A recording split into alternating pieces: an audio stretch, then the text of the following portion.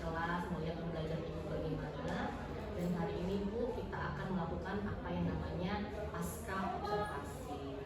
Jadi di sini Bu, kita akan sharing-sharing, kemudian mengidentifikasi bagaimana pembelajaran Ibu yang telah Ibu sampaikan kemarin ketika observasi. Jadi kira-kira Bu, dari pasca observasi ini apa yang ingin Ibu harapkan nanti? Secara pribadi ya Bu ya, saya ingin mengetahui kelebihan dan kekurangan saya, khususnya dalam saya melakukan pembelajaran dalam kelas, supaya saya tahu Bu, ya kedepannya saya bisa memperbaiki, kemudian mempertahankan atau meningkatkan kembali cara pengelolaan kelas saya, jadi kedepannya bisa lebih baik. Itu yang Ibu akhirnya. Iya. Jadi perasaan Ibu Bu, bagaimana setelah kita melakukan observasi kemarin? Ya, saya lega ya Bu. Akhirnya kan saya juga udah mulai mencoba sistem pembelajaran yang baru, yaitu pembelajaran berdiferensiasi, ya, di mana saya mengetahui masing-masing karakter siswa saya. Jadi bisa menciptakan suasana yang lebih aktif lah, lebih hidup dari anak-anak saya. Jadi mereka juga tidak bosan di kelas. Jadi saya rasa dalam nanti kedepannya kalau dalam mencapai pelajaran, saya rasa anak-anak nanti mungkin lebih mudah. Terkait nih Bu dengan tujuan pembelajaran, kemarin kan saya dengar Ibu sudah menyampaikan tujuan pembelajaran di kelas. Nah, jadi menurut Ibu dari tujuan pembelajaran yang sudah Ibu sampaikan kemarin sudah tercapai atau belum? Mungkin saya sedikit lebih pede ya. Saya rasa sudah tercapai karena kan tujuan pembelajaran saya itu kan adalah mengevaluasi pergerakan seni tari siswa berdasarkan konsep, kemudian teknik dan prosedurnya, di mana kan saya sudah masing-masing melihat siswa baik secara teori kemudian secara praktek.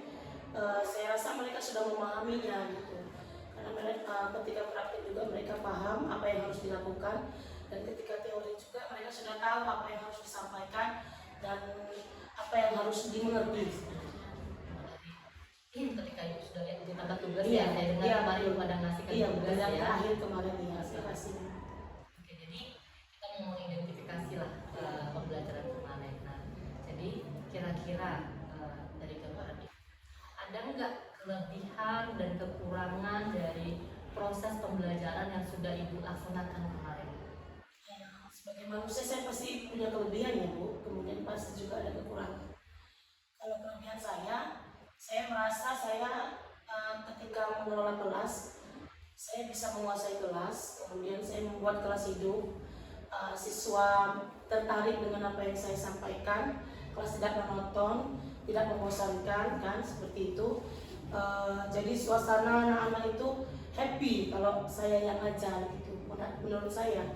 Tetapi untuk kekurangan saya, ketika penyampaian materi, saya kan orangnya nggak terlalu pandai IT ya Bu, saya nggak pandai mengedit video, saya tidak pandai membuat konten-konten game itu untuk yang berhubungan dengan materi saya.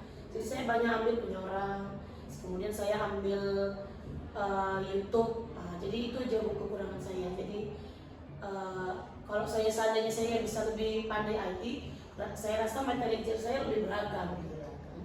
Memang sih kemarin saya lihat cara Ibu mengelola kelas sudah sangat bagus. Itu anak-anak saya lihat antusias, kemudian bersemangat ketika Ibu memberikan pembelajaran kemarin. Nah, namun ingin saya tanyakan terkait dengan kekurangan Ibu tadi yang bilang dalam bidang IT ya.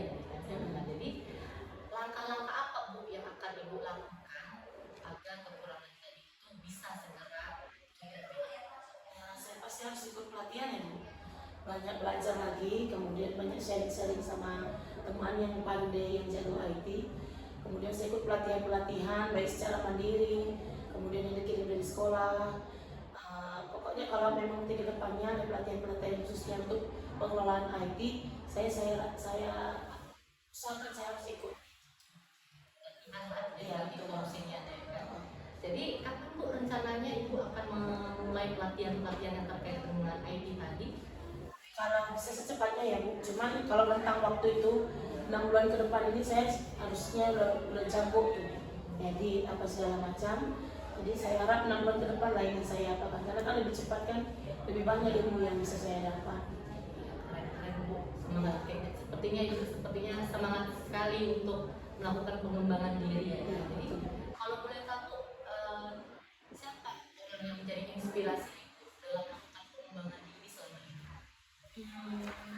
Saya rasa teman ya, teman, motivasi dari teman-teman, kemudian satu sekolah ya, teman satu sekolah, kemudian di grup MGMP saya, kemudian mungkin kepala sekolah yang memberikan dorongan terus supaya lebih maju, kemudian pastinya siswa-siswa saya yang tersayang, yang dukung saya, khususnya kalau penyampaian saya di kelas. Banyak berarti ya sumber inspirasi Ibu ya. Jadi saya lihat Ibu berantusias sekali melakukan perbaikan-perbaikan menjadi depannya. Harapan saya nanti ketika setelah 6 bulan ke depan saya observasi kembali ke Ibu, saya harapkan apa yang tadi Ibu bilang kekurangan di sini sudah mulai terlihat perubahan ya Bu ya, dengan mengikuti pelatihan-pelatihan lagi. Iya betul. Jadi Ibu, saya pikir pasca observasi kita sudah sampai di sini. Saya ucapkan terima kasih kepada Bu Fitri sudah mau meluangkan waktunya untuk saya untuk melakukan observasi sampai pasca observasi. Mudah-mudahan kegiatan kita yang sudah kita lakukan selama ini memberikan manfaat kepada Ibu dan kepada murid-murid kita nanti.